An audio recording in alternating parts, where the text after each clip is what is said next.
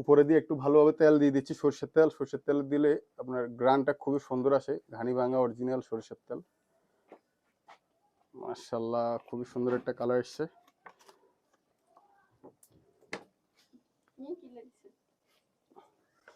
একটু ভালোভাবে নেড়ে দিব সরষের তেলগুলোতে, আর উপরে একটু ঢাকনা দিয়ে দিব। এখন একদম লাল লাল একটা কালার, কারণ হচ্ছে এটাতে মরিচ বেশি দেওয়া হয়েছে যেন ঝাল ঝাল করে রান্না করা হয়। মাশাআল্লাহ, খুবই সুন্দর একটা কালার এসছে, একদম গুড়া মলা মলা ঢেলা মাছ, খুবই সুন্দর একটা কালার এসছে। আরো কতক্ষণ এটা হইতে হবে, বেশি নাড়া যাবে না, বেশি নাড়ালে মাছ ভেঙে যাবে।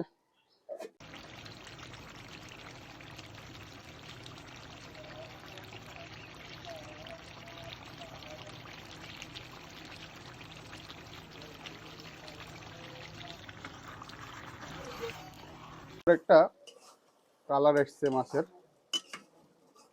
মাশাআল্লাহ মাশাআল্লাহ, রান্না শেষ।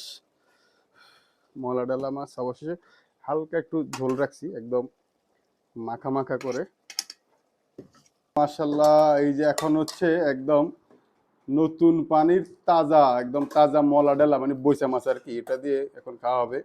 বিসমিল্লাহ। মাশাআল্লাহ, খুবই সুন্দরভাবে ঝাল ঝাল করে কিন্তু রান্না করা হয়েছে।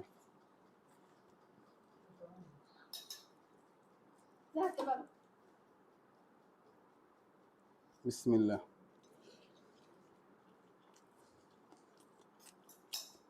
মাশাআল্লাহ মাশাআল্লাহ, খুবই মজা হয়েছে, একদম ঝাল ঝাল করে।